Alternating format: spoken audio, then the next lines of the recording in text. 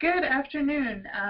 My name is Camille Warren, and I'm going to be talking about future planning statements today. First, a quick introduction. I am president of the Board of Directors for Ohio Hands and Voices. Ohio Hands and Voices is a parent, professional, collaborative organization that supports families who have children who are deaf or hard of hearing without bias around mode of communication choice. Our motto at Ohio Hands and Voices is what works for your child is what makes the choice right. I myself am the mom to 3 hard of hearing children. Ellie is 13, Tessa is 9, and Toby is 6. I put a picture of them there that is almost 2-year-old picture, but it was from when we were going to be watching fireworks for 4th of July. So I thought the timing was appropriate for that picture. So you see what they look like at least. I've been a member of the board of Ohio Hands and Voices since 2012. And as my role as mom to my 3 hard of hearing kids, I have participated in countless IEP meetings for my own kids. I'm also in the process of becoming a certified ASTRA advocate in order to help other families in Ohio with their journeys through the IEP process. If you are interested in learning more about advocacy, please visit our website, ohiohandsandvoices.org, and click on the upcoming events tab to register for ASTRA, which is our workshop that we're going to be doing on July 16 at Nationwide Children's Hospital in Columbus. Please come and join us for that. It's going to be a great day. So the objectives for this training are that, for one, you'll be able to explain what a future planning statement is. You'll also recognize the importance of a well-written future planning statement. You'll also know the steps to writing an effective future planning statement. And finally, you'll be able to craft a powerful future planning statement for your own child or a child that you work with. You'll be able to help guide a family to how to do that. First off, what is a future planning statement? In Ohio's IEP form, the future planning statement is located immediately after the demographic information about the student on the IEP form. So when you first go into an IEP meeting, the first thing you'll talk about is the name of the child, their address, the parent or guardian information. That sort of information, of course, is the first thing that you talk about, just to make sure that everybody's there for the right meeting, and also make sure that no information is changed and to be updated on the school forms. So as soon as you're done talking about just that basic demographic information, the very next thing on the form is the future planning statement.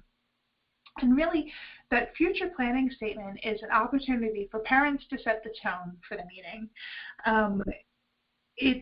It's an opportunity to talk about both short-term and long-term goals, also the long-term plan for your child. Really, it's your opportunity to introduce your child to the team and talk about any extracurricular activities that your child enjoys and those little things that makes your kids special. So when you get right down to it, it's about where you envision your kid being next year, in 5 years, in 10 years. What are your hopes and your dreams for your child? Really, what is it about your kid that makes them different from other children and special? And it's your opportunity to impress upon the IEP team that this kid is special, this kid is loved, this kid is really the reason that we're all sitting down around this table today. It makes it's the opportunity to make it about a person and not about your kids' assessments or test scores or disability. It's really your opportunity to frame the discussion that comes afterwards. And the other thing too is really sometimes there will be people at that meeting who have never met your child. It might be at a time that you're transitioning from one school to another, or it might be that you have a new district representative who has never before met your kid. So it's your opportunity to introduce your child in a way that is special and unique. So what goes into the future planning statement? This is just sort of a visual thing that you can come back to and make sure that when you're writing a future planning statement, all of these things are addressed. At the top, we have the vision statement, and that leads into mission statement, which then in turn leads to short-term and long-term goals. And honestly, you can start at any point in that continuum as you go around, and just make sure that all of those 4 things are included in your crafting of the future planning statement. And we will go into more detail about what each of those pieces are. It's just a matter of, this is a way to look at it and say, do I have all of these things in my future planning statement? Have I checkmarked all of these boxes? First, we're going to talk about your vision statement, which is really the wide-angle view of your child. It's about how you envision your child. Think about who your child will be in the future. Who will they be as an adult? What's that long-term picture that you have of your child? It's also an opportunity for you to talk about your family's values and beliefs. How does your family define success? And a vision statement then is what expresses your ultimate goal. Once your child is old enough, of course, to express their own desires, that's a great place to add this in here. My child wants to be a doctor or an artist or an author or a teacher. I envision them as a successful adult. I envision them as a productive member of society. They are successful because it's an opportunity to put those big vision values on paper and describe that to your IEP team. After the vision statement, a good thing to look at is your mission statement. Your mission statement is about how you're going to work towards your vision. It's your opportunity to discuss your personal commitment to your child's success. What are you as a family going to do in order to get your child to that place that you envision? What traits does your child have already that will serve them well? This is a great place to use positive words to describe them. And it's also a place to talk about how you as a family are committed to help them achieve their goals. A mission statement talks about your plans on how to realize the vision statement. So I'll give you an example. I always had a hard time figuring out the difference between the vision and the mission. So to give an example, you might say as a vision statement, my ultimate goal is for my child to be a well-rounded adult who fully participates in society. Your mission statement then would be more specific. My child has a love for artistic expression and a dedication to a job well done. She says that she wants to be an artist. I will help her to continue to develop good work habits in the hope that she will dedicate herself fully to whatever occupation she desires. Her artistic talents might lend themselves to art or design, or they might be only a hobby while she pursues other employment. But I believe that the lessons learned in art, those of hard work and dedication, completing a job well and thoroughly, and attention to detail, will serve her well for the rest of her life. So again, that vision statement is relatively short. Usually it's very broad in its scope. It's not tying anybody down to any one specific thing. It just says, this is really my ultimate goal. Whatever it is that my kid ends up doing, I want them to have these traits. Your mission statement is more specific. What is it about your kid that is going to help them to reach that ultimate vision that you've stated? How is it that you as a family are going to work towards that ultimate goal of the vision? And it's an opportunity for you to describe that kid in a real positive light, talking about their strengths. Okay, so we've talked about mission and vision. Next, we're going to talk about specific goals.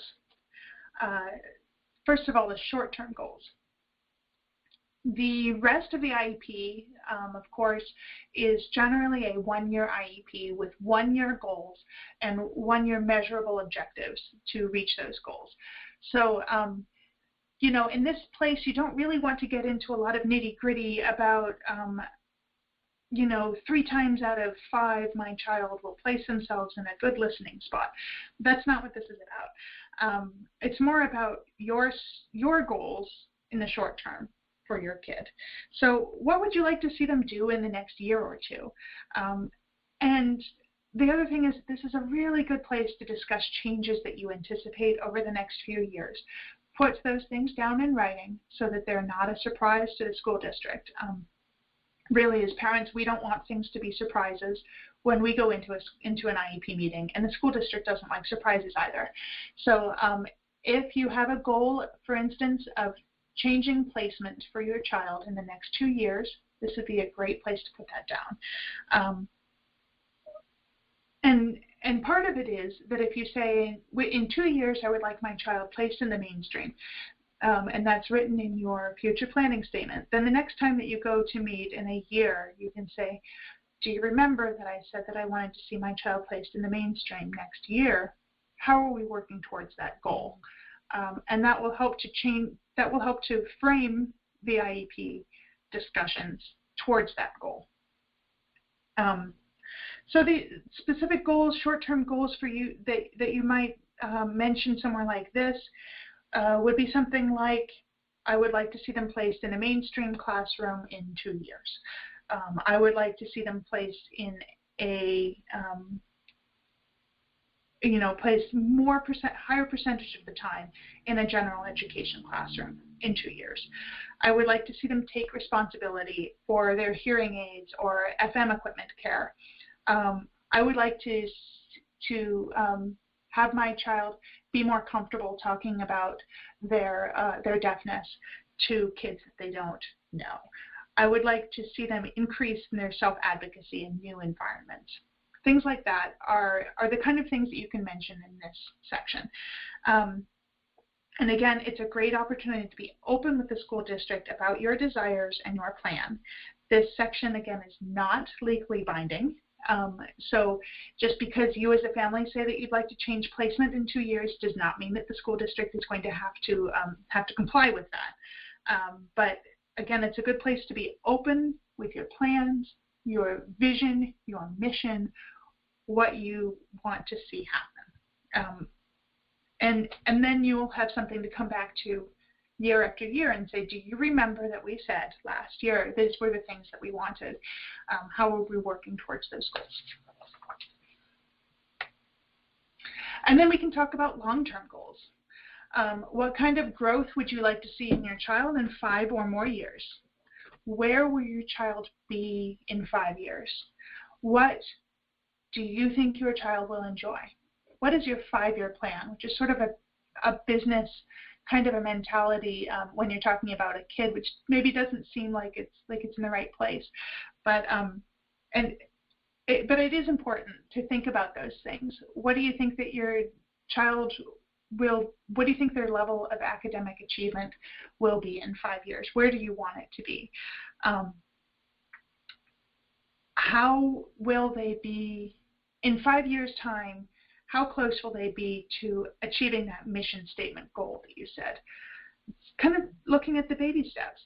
And I think that, you know, as a mom, when I first started going through this program with my oldest, I found it very difficult because you know, she was in kindergarten really when I started working on her future planning statement more in depth. And it was hard for me to look at my kindergartner and say, you know, where is she going to be in 5 years? Where is she going to be in 10 years?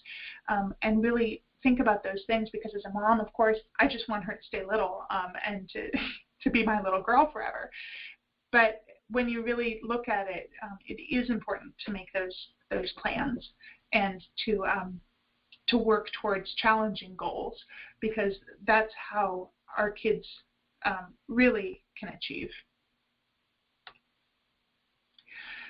So again, this is sort of a graphic about putting the pieces together. The best place to start is to consider where you are today. The rest of the IEP, again, deals with one-year goals within the next 12 months, which is great in that it helps us to really measure progress. But if all that we ever look at is a one-year plan, then you're never going to have a great picture of your eventual goal.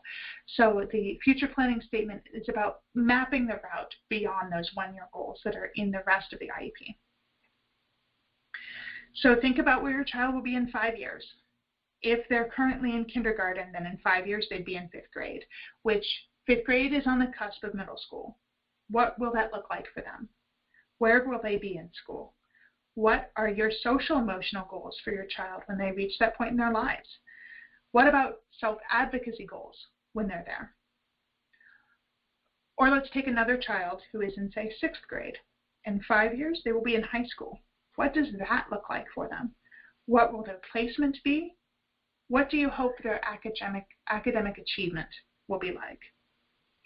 And then we can look at transition goals. It's never too early to tell your child's IEP team that your goal for your child is to attend college. I struggled with this concept because I didn't want to put my kids into a box. I didn't want to decide their futures for them, but really, when you get right down to it, you're not. What you're doing is helping the IEP team to recognize that you have high expectations of your child and that you want them to have those same high expectations. It's about informing the IEP team about what your family's values and vision for your child are. It does not mean that you're taking away the independence of your child. It just means that you're telling the team, this is what my family values. So once you've looked at the 1 year, the 5 year, and those transition goals, you'll have a good sense of what your mission statement will be in order to achieve those goals. And then you see if your mission statement aligns with your vision statement. All of these pieces together make up that strong future planning statement. So when I work on a future planning statement, the way that I like to do it is I find myself comfortable with making a vision statement about for my family. And really the vision statement for each of my 3 children is very close, very similar in that because they're our family values, they're what our family thinks is important and how we define success. So that's really, it's almost like the vision statement is really a family vision statement. But the mission statement, the way that you get to that definition of success, changes with each child because they're individuals. And then, of course, those 1 year, 5 year transition goals are different for each child because they're individuals. And so that's how my family has gone about crafting a future planning statement for each of our kids. I think that there's more than one way to get to that point of a powerful future planning statement, as long as you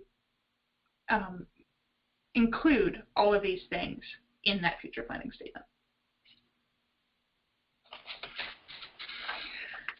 So I'm going to talk now about a case study, and this is one about my son, who is Toby, and this is describing him a year ago when he was entering into kindergarten when he was 5 years old.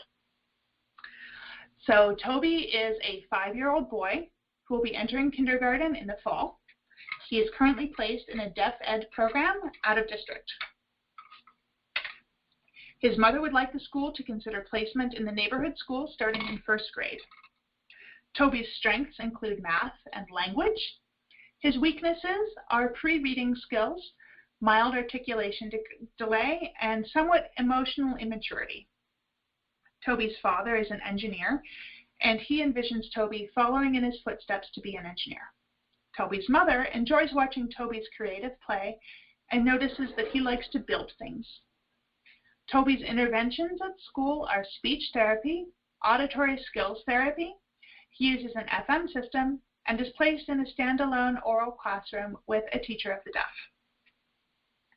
So we're going to take those pieces and break them down. This is what I'd like to call a blueprint. It's a way to break down what you know about the child and put them into buckets to help you to craft that future planning statement.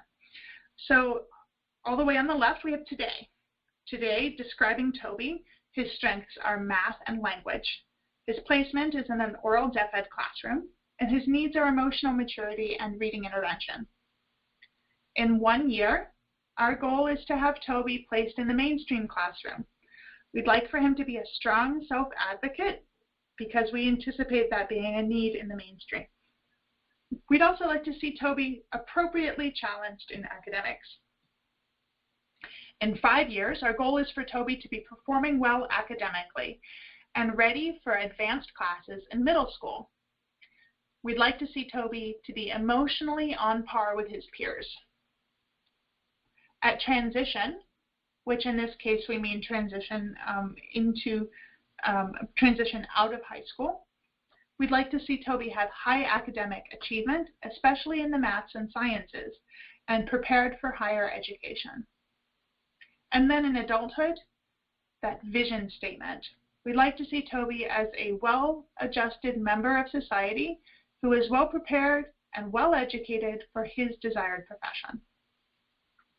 So like I said, that vision statement, even though my husband would probably love to see that he would be an engineer stated in that vision statement, that's a little bit more specific than I'm willing to put Toby in at this point.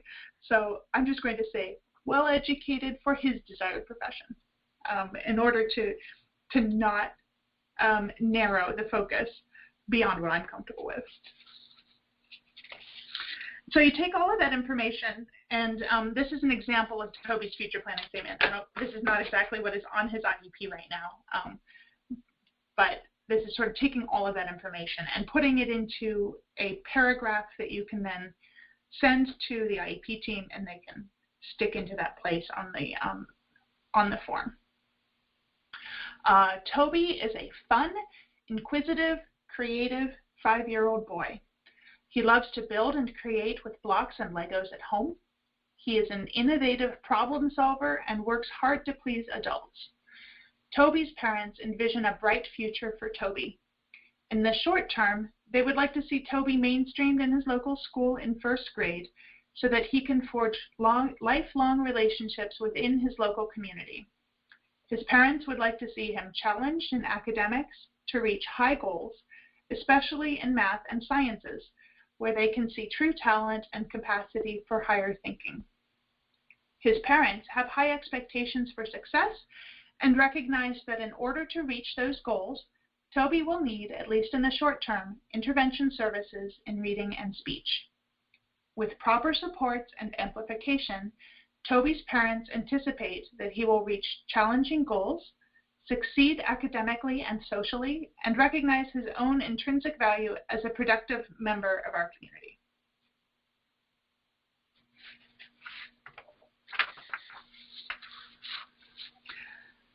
So in conclusion, for each of you attendees, I strongly encourage you to look over your child's future planning statements and follow these guidelines to make them stronger.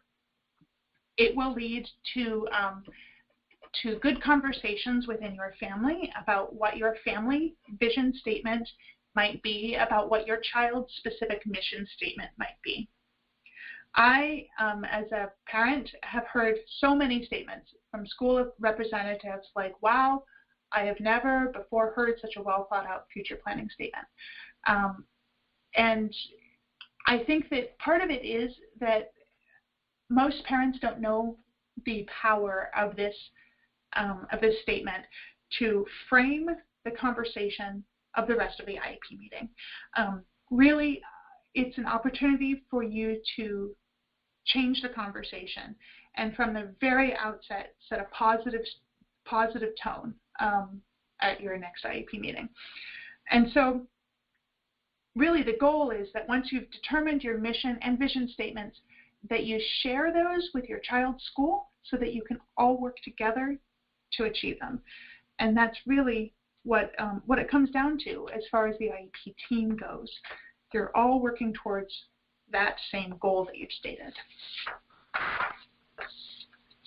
So now, since this has been an IEP training, I especially want to invite you guys to visit our website. ohiohandsandvoices.org for more information. And specifically from that site, you can join Ohio Hands and Voices as an organization. You can also like and follow us on Facebook. You're welcome to join Ohio Hands and Voices Side by Side Parent Support, which is a private Facebook parents-only group.